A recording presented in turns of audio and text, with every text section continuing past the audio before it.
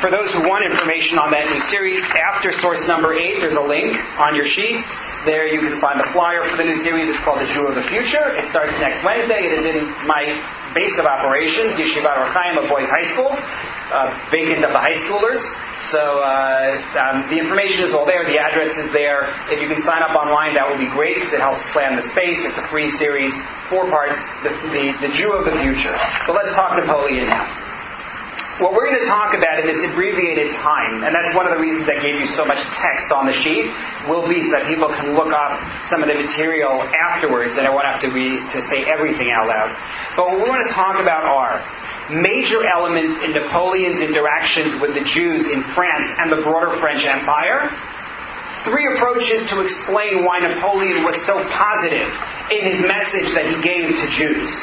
Remember, there's a series on Philo Semites. Then we'll talk about why Napoleon was harsher to Jews in France than Jews elsewhere. And I don't think we're going to get to it, but I'd like to get to the response of Jews to Napoleon's overtures. So we start out with a classic story. I heard this growing up in summer camp quite a bit. And it's in source number 9. This is from a website called Mostly Kosher. It's someone's blog, but you can see this story in any number of places. He's actually quoting a version of the story that appears on Aish.com. The story is told that Napoleon was walking through the streets of Paris one Tisha B'Av, right, the day when Jews commemorate numerous historical disasters, but principally the destruction of the 2 temples in Jerusalem. As his entourage passed the synagogue, he heard wailing and crying coming from within. He sent an aide to inquire as to what had happened. The aide returned and told Napoleon that the Jews were in mourning over the loss of their temple. Napoleon was indignant. How come I wasn't informed? When did this happen? Which temple? Presumably he said it in French. The aide responded, they lost their temple in Jerusalem on this date 1700 years ago. Napoleon stood in silence and then said, certainly a people which has mourned the loss of their temple for so long will survive to see it rebuilt. It's a beautiful story. Really nice. Totally false. But, first of all, 1700 doesn't work at all, because in the year 1768, Napoleon was born. So I'm imagining he wasn't also, walking in the streets, I think. It's also, at least this version of it has it happening in Paris. I've seen a version of it that happened in Jerusalem. Napoleon never actually went to Jerusalem. He did invade what we call Israel. In those days it was part of Syria, Ottoman Empire, and so on. But he actually doesn't go to Jerusalem for political reasons, because he doesn't want the Muslim population to see him as a Christian crusader. So he never invades Jerusalem. But the story is a fascinating story. Couple that story with source number 10. Fellow by the name of Dr. Alan Hertz. Does anybody know about him? Very interesting. Yeah, you do. Okay. So for those who don't, jump to number 13, please, so you know who we're quoting here. Alan Z. Hertz was senior advisor in the Privy Council office serving Canada's Prime Minister and the Federal Cabinet. Formerly worked in Canada's Foreign Affairs Department, earlier taught history and law at universities in New York, Montreal, Toronto, and Hong Kong. Studied European history and languages at McGill, then East European and Ottoman history at Columbia, MA and PhD. Also has international law degrees from Cambridge University and the University of Toronto. Just settle down a little bit. What this tells you is that you're talking about somebody who's intellectual of standing. This isn't just somebody writing, and I say it because he is the principal voice I'm going to quote from his research related to the following proclamation. Take a look at source number 10. From an essay of his, Jews, Napoleon, and the Ottoman Empire. In 1819, Napoleon also remembered that the French Revolutionary Army... backtrack. I'm going to give you a chronology of Napoleon's career. We're going to come back to that. This is just an opener right now. But in 1819, he is in exile, his second exile. In 1819, when he's writing in his diary, Napoleon also remembered that the French Revolutionary Army had in early 1799 sent Jewish agents to Damascus and Aleppo. The implication was that their mission was to secretly gather intelligence and discreetly stimulate local Jewish support. Perhaps linked to one or more of these agents is a pitch-perfect document that, without payment or other financial reward, first surfaced in 1940 London. Originating from Nazi Vienna, it was an elderly Jewish refugee's last-minute typescript of his family's long-treasured handwritten German translation, said to be derived from an earlier text, perhaps partly in French and partly in Hebrew. This is the purported letter to the Jewish nation from the French commander-in-chief Bonaparte, dated April 20, 1799. In that specific year, that date was notably the first day of Passover. There was also a covering letter said to be from Aaron, son of Levi, rabbi of Jerusalem. Both letters claimed to be written from Jerusalem, falsely identified as the site of Napoleon's headquarters. In the context of the revolutionary doctrine of self-determination, right, that every population should be free, should be able to participate in government, the alleged Napoleon letter puts great emphasis on Jewish peoplehood. It describes Israelites as lawful heirs to their ancestral land and encourages them to hasten home to reclaim their patrimony. It also quotes from the Catholic Old Testament that offers extravagant rhetoric lauding the revolutionary French Republic. The alleged rabbinic letter refers to building a temple in Jerusalem and calls to arms all able-bodied Jews no matter where they live. So, the legend goes. Number one, Napoleon is sympathetic to the Jews' grief for their long-lost temple and believes it will be rebuilt. And number two, in World War II, a document surfaces without financial incentive, it's not someone trying to make money, purporting to be a translation of Napoleon's proclamation saying that the Jews have a right to return to their land in Israel and to govern themselves. Now, square that. We're going to come back to that document and whether there's any evidence that it ever existed. But square that with source number 11. Professor Alyssa Sepinwall, Napoleon, French Jews and the Idea of Regeneration. At the same time, there were more nefarious aspects to Napoleon's treatment of the Jews.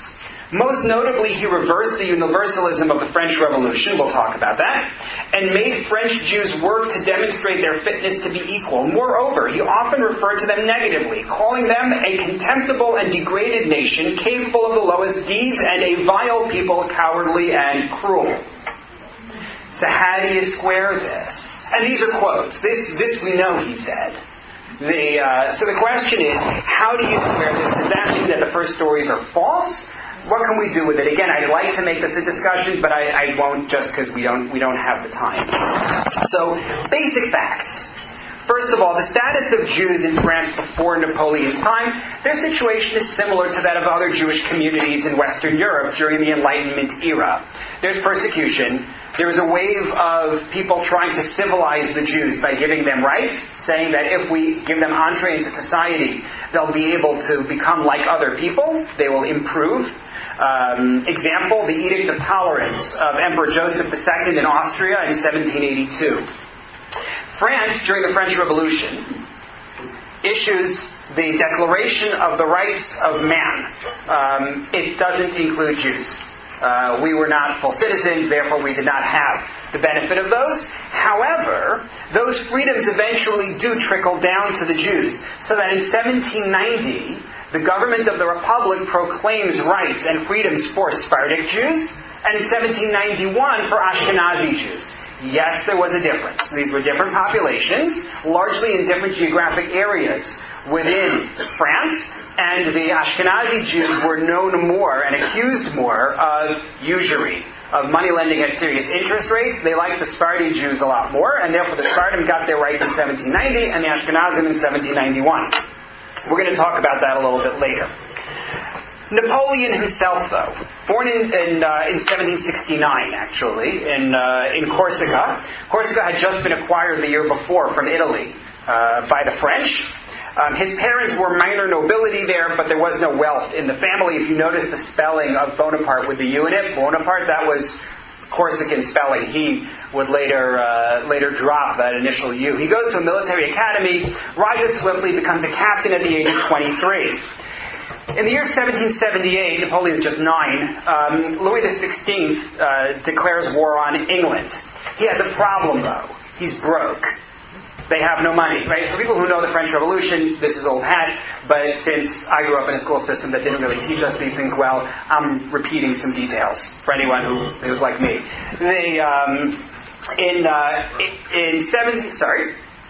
In 1789, so Louis XVI convenes this broad Estates General, this broad assembly, but it's not yet a national assembly, made of three different groups. First estate are the clergy, second estate are the nobility, third estate are the commoners. And the idea is to use them to create laws which would provide, in the end, more money for the government. The last time they had met was 1614. It had been a while since they had met, and some things had changed. Specifically, the Enlightenment. What you could get away with in 1614, you couldn't get away with in 1789. The idea that the clergy and the nobles are going to combine with their forces to outnumber and outweigh the third estate, the commoners, and get them to go along with things, that's not happening in 1789 in France. The idea that the commoners had to wear different robes marking them as commoners and had to enter from a different entrance and be subservient to the clergy and the nobles, that's not going to go anymore. And so the third estate revolts. They get locked out of the room. They end up meeting on the tennis court. There's a tennis court oath for anyone who's interested in tennis. But the bottom line is that they form a national assembly over Louis' resistance. They want a constitution. They get a constitution. They storm the Bastille Castle. The nobles and the clergy renounce their privileges. The Declaration of the Rights of Man and Citizen, which we mentioned before, is adopted. This is all 1789, 1790. Louis XVI, Marie Antoinette are imprisoned, and the monarchy is abolished. While all this is going on, Napoleon is in military school. He's already become a captain. He becomes a general in 1795 at the age of 26. 1796, 1797, he conquers Italy, makes a treaty with Austria, heads a French expeditionary force to invade Egypt in 1798, Battle of the Pyramids, for those who have heard of that. There's a coup d'etat against the Directory of the Republic in 1799. Napoleon is established as the first consul for a term of 10 years. Conveniently later on, that becomes consul for life. He makes a pact with the Catholic Church during this period as well, and becomes basically all-powerful. So, let's go back now to Napoleon and the Jews. That's just quick chronology so we know the years that we're talking about for Napoleon's rise. So, the Jews again have received rights, 1790, 1791, within France. 1796 seems to be the start of the idea that Napoleon actually promised Jews that they would be able to come back to their land in Israel, settle there, and build up a society there. And there is some evidence to support it. I mean, some elements of the proclamation that we read are clearly false. He never entered Jerusalem, as the example that I mentioned earlier. And historians are really skeptical, because Napoleon liked to write down his thoughts, and he spent his time in exile writing his memoirs. And he never says, I wrote a letter to the Jews saying, or I made a proclamation saying Jews get to go back to their land. You have nothing explicit. But there is evidence to support it. First of all, we do have some accounts from 1799 that sound an awful lot like there was a proclamation. And the research that I'm quoting on this is probably 90% Alan Hertz's work, as you'll see in what I quote on the sheet. Take a look at number 14, please, from his paper on this. The world seems to have known little or nothing about the letter to the Jewish nation dated April 20, 1799. But way too soon to have them originated from distant Ottoman Syria came remarkable European tidings about an apparently earlier, undated, and perhaps entirely unrelated Napoleonic proclamation to the Jews. The latter news perhaps reflects the proclamation to the Jews the Turks had heard about, and we'll talk about that, in the months before September 1798. Two or three writers of the last 30 years have referred to an alleged April 1799 report, most appropriately from Constantinople, from the Ottoman Empire. This news from Turkey was said to have been perhaps initially published, maybe early May 1799, in the Gazette de Hamburg, a city that was neutral during the War of the Second Coalition against Napoleon. Such vague references are hard to verify directly because it's hard to find 1799 copies of the Gazette d'Hamburg. They're just not around. I looked in the Vaughan Library system and I couldn't find it there. I didn't check University of Toronto.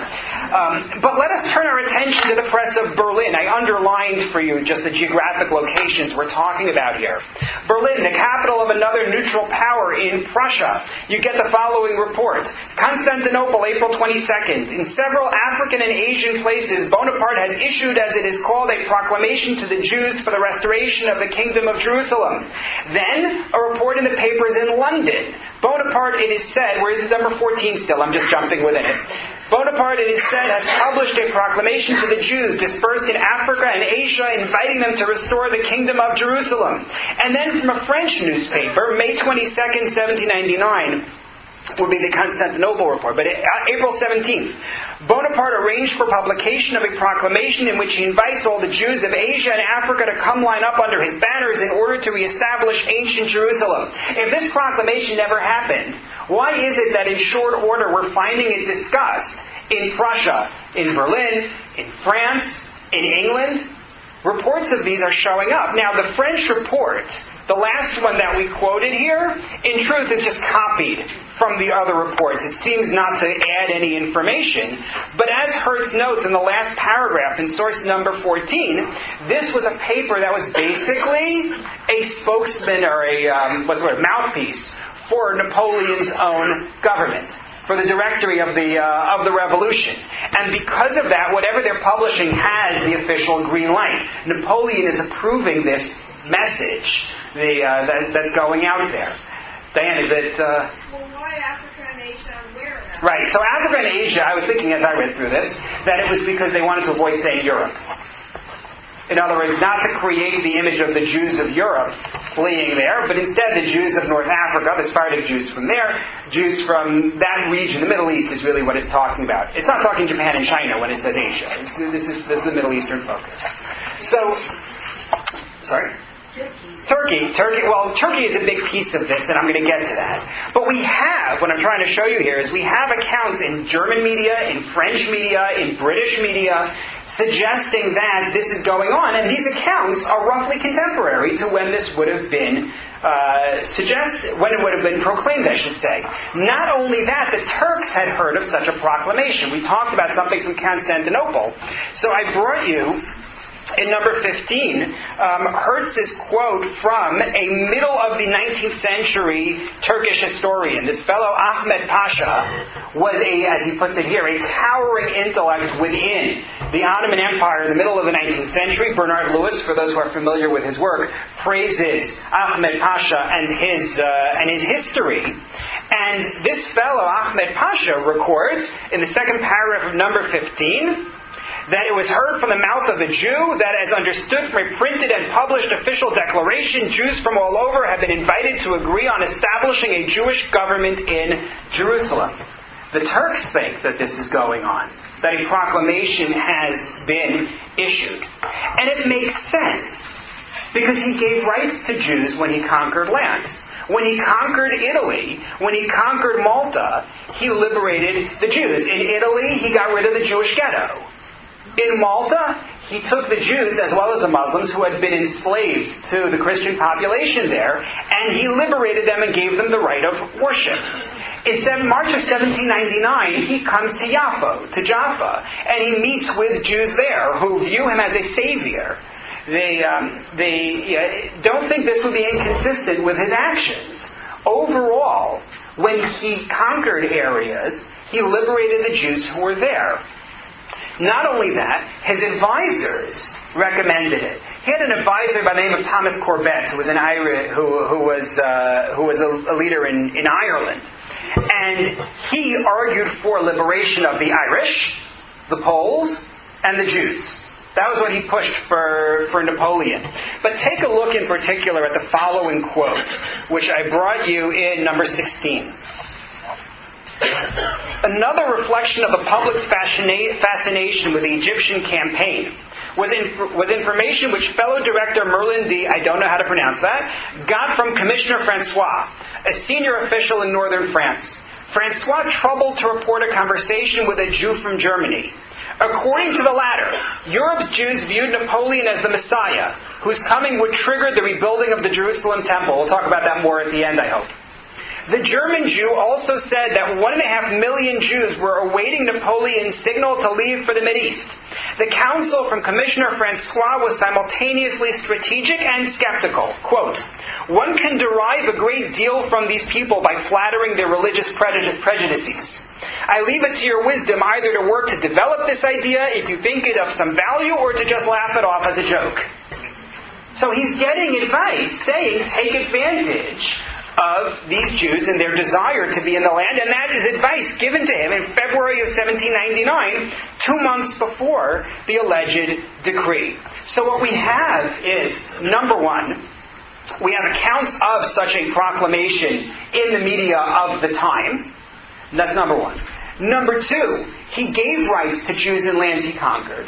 Number three, his advisors are in support of the idea, at least some of them are, and we do have certain statements by Napoleon that support this. So as an example, I brought you in source number 17.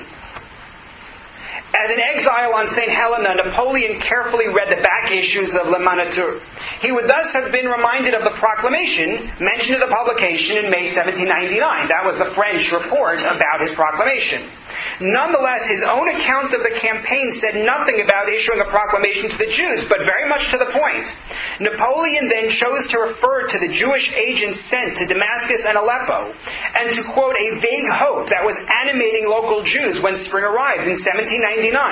Writing in the third person, Napoleon says, "News was circulating among them that after taking Akko, Napoleon would present himself in Jerusalem where he would reestablish the Temple of Solomon." He is writing, he's aware that Jews are anticipating this. More, what Napoleon himself had probably been thinking back in 1799 was perhaps revealed more clearly in Paris in the year following his return from the Mideast.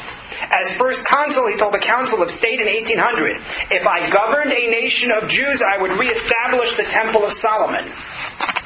That's pretty good. Napoleon had there been making a broader point about governing to please the majority as the way to recognize the sovereignty of the people.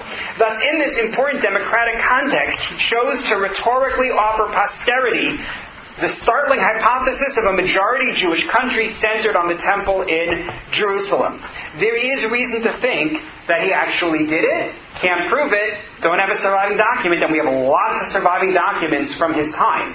This isn't there. So you don't have the smoking gun, so to speak. But ask yourself, is it so strange to think that he actually issued such a letter with all the background that we have here? Something to think about. More concretely, though, fast forward to 1806. Because until now, we've been talking about Napoleon and Jews who were not French. Right? Jews in Italy, Jews in Malta, Jews in the Ottoman Empire. Jews in France don't have the same experience. We already alluded to that in Alyssa Steppenwall's piece. We're going to come back to that. But in 1806, Napoleon moves against French Jewry on issues of money lending. And he issues a decree which I quoted for you in source number 18. I'm grateful to Google Translate, which I had to adapt a little bit, but for the most part I got it right.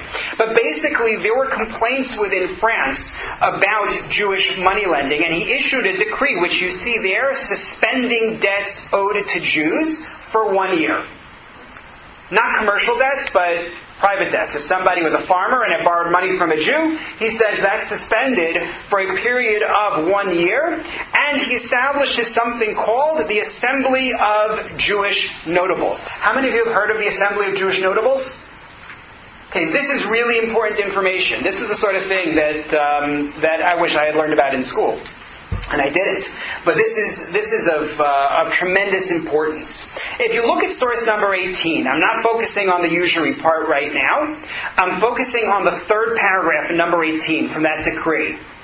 These circumstances, the complaints about Jewish money lending, have at the same time made known to us how urgent it is to revive, among those who profess the Jewish religion in the country subject to our obedience, the sentiments of civil morality which unfortunately have been amortized in too many of them by the state of abasement in which they have languished for a long time, a condition which does not enter into our intentions of maintaining or renewing. The Jews need to become civilized. So he comes up with a way to do that. Source number 19 from the classic historian Jacob Katz. Lending an ear to the complaints of Alsatians that Jews still clung to the old attitudes in spite of their new status as citizens, Napoleon decided to tackle the problem at the root. He expected the Jewish population to adapt themselves to their new situation, to give up their unique institutions, such as rabbinical jurisdiction, and to be ready for amalgamation with their environment, even to the point of intermarriage. This led him to convene an assembly of Jewish notables from France, Italy, and French-occupied Western Germany. Here, laymen and rabbis discussed the issues put to them in the form of 12 questions on behalf of the emperor. We'll come back to the questions. In the course of the deliberations, Napoleon realized that whatever the decisions of the assembly, they would not be binding for the Jews, unless they were sanctioned by a purely religious authority. There were rabbis in the assembly, but he wants something more than that. He wants a rabbinic body to say, this is okay. This gave rise to the idea of calling a Sanhedrin, consisting of religious leaders and rabbis. The assembly, however, turned out to be a rather conservative body as far as its rabbinical members went, and they alone counted in terms of religious authority. In other words, they didn't go along with everything that Napoleon was proposing. But this is Napoleon's strategy in 1806. He wants to create an assembly which is going to get the Jews moving in terms of civilization. That's what he wants to have happen, and he includes other instructions. In number 20, take a look from Professor Sepinwall. When he called the assembly's successor body the Sanhedrin in 1807, Napoleon offered further instructions about the kind of regeneration of the Jewish world he expected, and the special measures he now planned for the Jews. These included 10-year restrictions on money lending, as well as a requirement to local governments that for every 2 marriages between Jews that they authorized, a third needed to be a Jewish-Christian intermarriage. I don't know how that works. Just like on a practical level, I don't know what that looks like. We need a lot more estricas. I don't know how this plays out. But look at his 12 questions in source number 21. Is it lawful for Jews to marry more than one wife? Right? He wants to know about loyalty to the state and to French civilization. Is divorce permitted by the Jewish religion? Go ask King Casimir. No, can a Jewess marry a Christian, or a Christian woman a Jew? Or does the law only allow Jews to marry amongst themselves? Right? That's always one of the big questions about Jewish mingling within society, if not the biggest question. Do Jews regard Frenchmen as brethren or strangers? In any case, what duties does their law prescribe to Jews towards Frenchmen who are not of the Jewish religion? Do Jews who are born in France and are of the legal status of French citizens regard France as their fatherland? Is it their duty to defend it, to obey its laws, to accommodate themselves to all the provisions of the civil code? Will you honor the law? Who nominates rabbis? That's a good question. I wanted to know the answer to that. What police jurisdiction do the rabbis exercise over the Jews? Will you listen to the police? Are the forms of election and jurisdiction of the police magistrates laid down by the Jewish law or merely consecrated by custom? Are there any professions prohibited by Jewish law? Does the law forbid Jews to practice usury in dealing with their brethren, right, as opposed to non-Jews? Does it forbid or does it allow them to practice usury in dealing with strangers? Very targeted, pointed questions are put to this assembly of Jewish notables. What happens with their response is something I want to come back to at the end, and I'm realizing I have 7 minutes left to get to the end. So we'll see how this works. We'll figure something. Really. In 1808, Napoleon creates what's called the Consistory system in France. Before the French Revolution, religion had been powerful in France. The Revolution de-Christianized it. They wanted no religion. But Napoleon reversed that stance in 1801, 1802. He recognized Catholicism, he recognized Protestantism, created levels of administration that would be funded by the state, and it was a way of imposing the authority of the state over the authority of religion, co-opting religion. So Jewish reformers, a fellow by the name of Isaac Jacobson, another one named Isaac Bear, wanted that for the Jewish community. They said, we want to have a consistory system, a system in which you have a system of government funded and recognized by the government, via which decisions will be made. And Napoleon granted it, except that we'd have to fund it ourselves. We don't get government funding. Sounds like the French Catholic schools, right? If you take a look at number 22, you'll see the decree there establishing the consistory. The job of the consistory was to govern and to promote civilization, that's the term, among the Jews. That was the requirement. Ultimately, it included ensuring that the decisions of the Sanhedrin that he expected were going to support the civilizing influence would actually be taught in the Jewish schools, would be taught in sermons that the rabbis would give in their synagogues. And that was this consistory system, which still exists down to today, without the decisions of the Sanhedrin, I think. But the government does it in order, again, to help civilize the Jewish community and to gain the support of the Jewish elite, so to speak. You put them in positions of power on the consistory, now they'll support the government. Same day as he creates the consistory, Napoleon issues what becomes known as the infamous decree, which I brought you here right after source number 22. For reasons unknown, I forgot to put a number there. Maybe it doesn't deserve it. It's infamous. But looking at what's there, you see limitations on where Jews will be allowed to live. Limitations on Jews' ability to practice various trades. They will not be allowed, if they're conscripted into the army, they're not allowed to hire a replacement, which was common in society for those who could afford it. These are all 10-year decrees. Notice the last line in number 19. The Sephardic Jews have not given rise to any complaint. They don't engage in illicit traffic. None of this applies to them. Sephardic Jews are okay. Ashkenazic Jews are the problem. But you get this very harsh decree. Also, at that time, I should note, Napoleon issues a decree a couple of months later requiring fixed first and last names. That's the famous decree that Jews have to have the same system of naming that everybody else is using. There was a particular list you could choose from. There were rules. You couldn't use an Old Testament name. Interestingly. Yeah, go figure. One wonders, I wonder at any rate, I don't know, whether that had to do with the growth of Yiddish names. If you lose the right to use Old Testament names, then maybe that's where you go, is Yiddish. I don't know. But here's the question. On the one hand, he's wonderful to Jews in Malta. He's wonderful to Jews in Italy. These places that he invades, he's wonderful to the Jews there. And in France, he's issuing these restrictive decrees and talking about how we need to be civilized. Why is this going on? So in terms of why he helps us in broader areas, it's not love of Jews. That's very clear from the quotes we brought in the beginning. It's very clear from what he did in France. It's not religion. He's not a religious man. He says that explicitly. He says to the Muslims, I appear to be a Muslim. To the Christians, I appear to be a Christian. He's using it for political benefit. The clear idea here, in terms of whom he helps, is political benefit internally and externally. Internally, because remember the context in which he operates. It's the French Revolution. Liberté, equalité, fraternité, all these ideals. He needs the support of the revolutionaries. In the same way, for those who were at the series that I did at Beth Emek, we talked about Dostoevsky, and how at one point he wrote in favor of Jewish rights because he wanted to be accepted by the left. Napoleon wants the support of the revolutionaries, and so he talks a good game about liberating Jews. He has to, because he's also fighting the French Revolution. You can't be pro-revolution and declare yourself emperor. Right? The two don't really go together.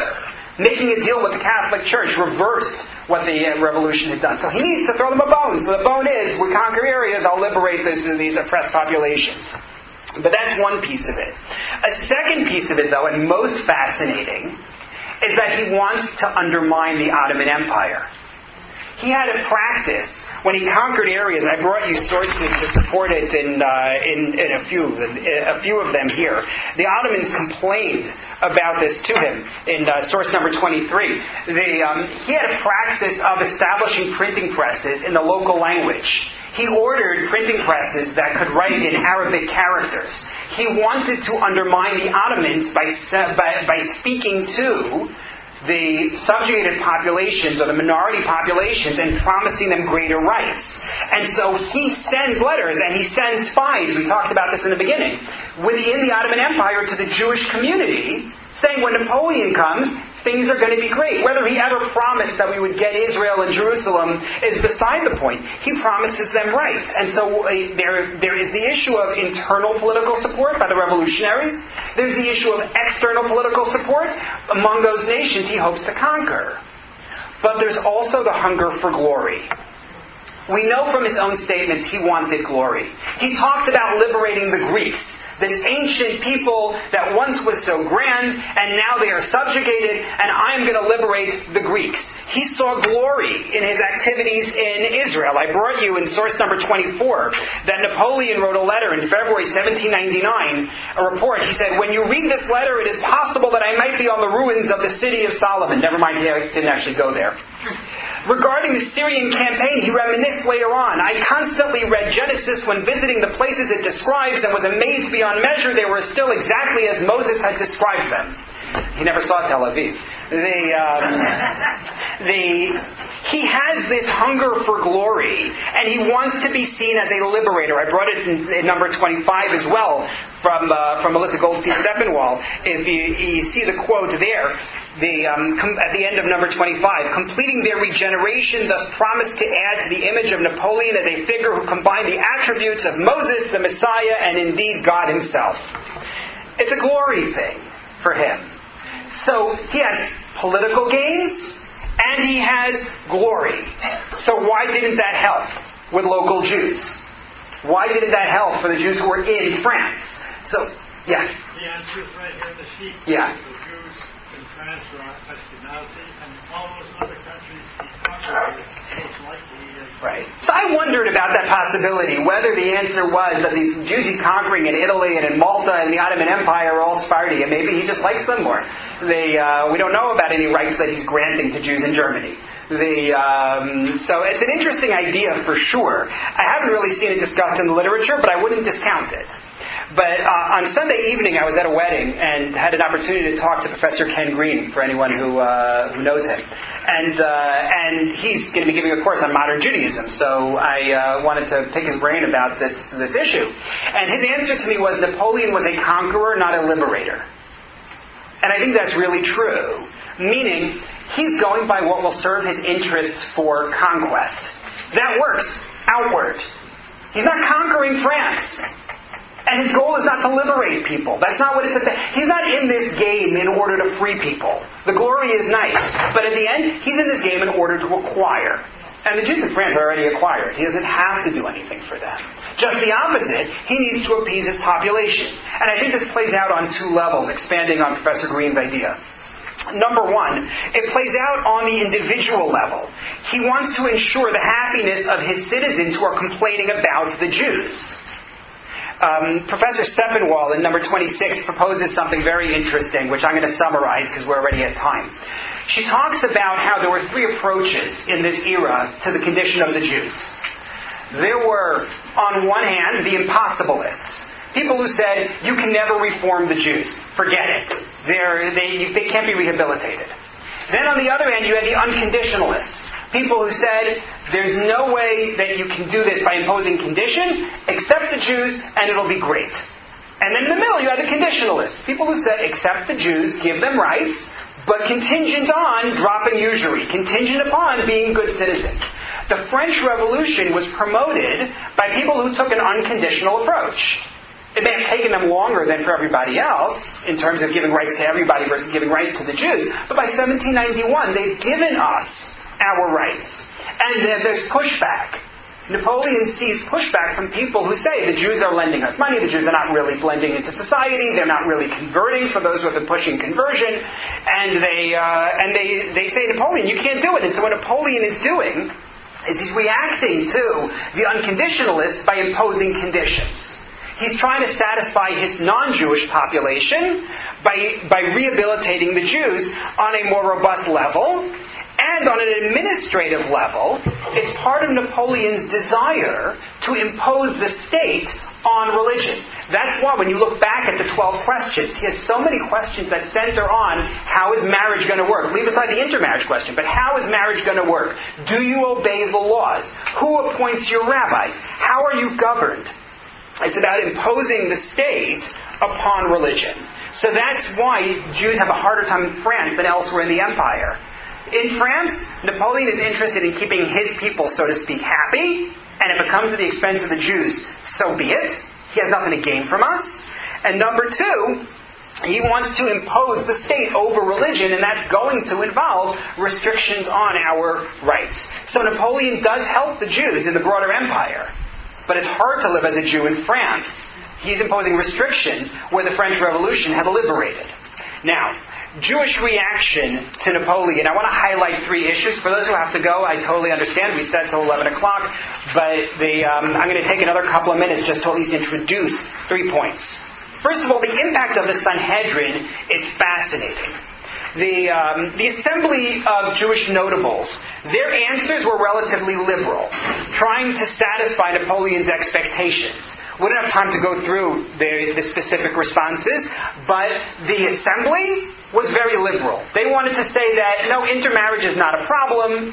We weren't allowed to marry the Canaanite nations, but we were allowed to marry non-Jews in general. The money lending, no, we would never lend money and charge usurious interest. Only there's a difference between commercial loans and private loans. They tried to find ways to appease Napoleon. They talked about, not only are we citizens, but in the recent battles we saw that Jews would be on the French side, and they would see Jews on the other side, and they would still fight against them, even though those were Jews across enemy lines, because we are Frenchmen first, we are Frenchmen of the Mosaic persuasion, and so forth.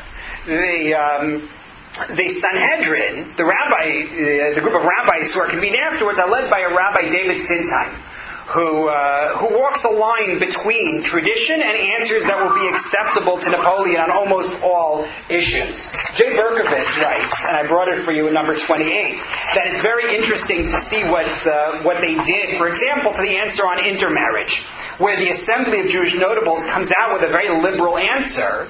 The Rabbinic Sanhedrin says that a mixed marriage creates civil obligations, but from a religious standpoint, it's not halachically valid marriage. They say what they wish to say. Berkovitz's point in general in his essay is to say that the Sanhedrin did not give Napoleon as much ground as people usually think. People usually talk about this as a group that gave Napoleon everything he wanted. It's not so. The assembly was more flexible. The rabbinic body was less so. But here's what's particularly interesting. When you watch the flow of reform after this, France and Germany chart different paths. Reform takes root in the beginning in Germany, right? In Berlin, in Hamburg, in the early 19th century. In France, on the other hand, it takes a lot longer, and it's a lot weaker. Why? The populations are not so different. But Napoleon forced the question. By putting these questions to a political body, the assembly, and then a rabbinic body, the Sanhedrin, he effectively set up what was in bounds and out of bounds. Because you've already had your leaders give you answers to the questions of the day. And that defines the debate for basically the next century in France. Germany doesn't have that. So they're going to revisit everything from scratch. And all options are open. In France, the terms have already been set via this deliberative body. I brought it for you, a little bit of it in source number 29, so you can see it there. But that's number one. In terms of Jewish reactions, he has an unexpected reaction in that he has already set up a framework, and in some sense it's a limiting framework, for the development of reform in France in the next 100 years. That's number one. Number two, even though Jews in many parts of Europe and into Asia and into North Africa were fans of Napoleon, the Jews in Israel were actually very afraid. Why? Because they're afraid he's going to lose. It's all well and good for him to talk about liberating us. But what happens if the Ottomans think of us as a fifth column? They think of us as betraying the Ottoman Empire. So they went to great lengths, and I brought it for you in source number 30. They went to great lengths to convince the Ottomans and their leaders and their Arab neighbors, oh no, we're not at all on the side of Napoleon. We are praying. We had a prayer gathering gathering at the Western Wall in order to pray that Napoleon should be defeated. You can see it there. They worked in bolstering the defenses. They are very afraid of Napoleon's arrival, and that's a second sort of unanticipated result. And then third was a great split in the Jewish world about how to view Napoleon's impact on Jewish religion. Specifically and especially among the Hasidim. Beyond France, you had some who welcomed the emancipation they expected Napoleon to extend throughout his empire. So I gave you references in source number 31 to pages in the great book, The Jew in the Modern World. He brings there a sermon given by a rabbi in New York, talking about how Napoleon is going to be a great liberator for the Jews. It can bring in a messianic time and so forth. And he wasn't the only one who thought that way. However, at the same time, it was a lot more complicated in the Hasidic world. I mentioned this briefly when we did the Anti-Semite series that I did. For some of you, you were there. The first Lubavitcher Rebbe, Rabbi Shneur Zalman of Liadi, was active in opposing Napoleon. He ran networks of spies, people who got information about French troop movements, and then he had them passed to the forces of Tsar Alexander. Not because he was afraid Napoleon is going to cause us to look bad in the eyes of the Russians. We were suffering horribly at that point under the Russians. It wasn't that. Rather, it was because he was of the belief that if Napoleon emancipates and liberates Jews, that's the end of religious observance for a large swath of the population. He said, I would rather that we suffer and not have to have this kind of emancipation that Napoleon is promising. Others disagree. I should emphasize, no one in this debate loved suffering. No one loved poverty. But it was a question of whether you valued more the survival of the Jewish people as you saw it, or their economic improvement. And he took the stance that absolutely, he was jailed for it. And he was jailed for other things. It's a longer story. But he took a stand and said, you have to pray for the success of the Russians over Napoleon. And there were others who were staunchly against. It's really worth looking into. I recommend, if we had time, I would have brought more about this. But it's a fascinating thing. So what we see, to summarize it in 30 seconds, we talked about the extremes of legend about Napoleon. On the one hand, the Tisha B'Av promise you'll have your temple rebuilt, and the story of this proclamation that Jews will govern in Israel and build their temple. And then on the other hand, his insults to the Jews in his own public statements and writings. And we suggested that it's true. Beyond the boundaries of France, Napoleon had many reasons for being positive. And there is evidence to support the idea that he issued such a proclamation. It would gain him political support and potentially gain him glory, to be seen as a liberator. However, within France, helping the Jews wasn't in his best interest. It was much more about appeasing the local population who were frustrated by the unconditional emancipation of the Jews. And it was about imposing the state over the religious structure of the Jewish community. And so he convenes the leaders to try to get them to ratify his conditions for Jewish life in France. And he issues the 10-year ban on money lending and so forth. Fundamentally, the Jewish world doesn't really suffer much from Napoleon because Napoleon in the end is defeated. And many of the rights that Jews had initially received due to the French Revolution that were issued in different lands by Napoleon are restored after some period of years early on in the 19th century. So the emancipation happens, opposition to Napoleon or not. There's much more to be said. Obviously, I apologize for rushing this. It would have been good to be able to add a week, but as I said, I don't have the luxury in terms of my schedule. But thank you very much, and now I can thank in person Rabbi Grover for enabling us to have the sessions. Thank you very much.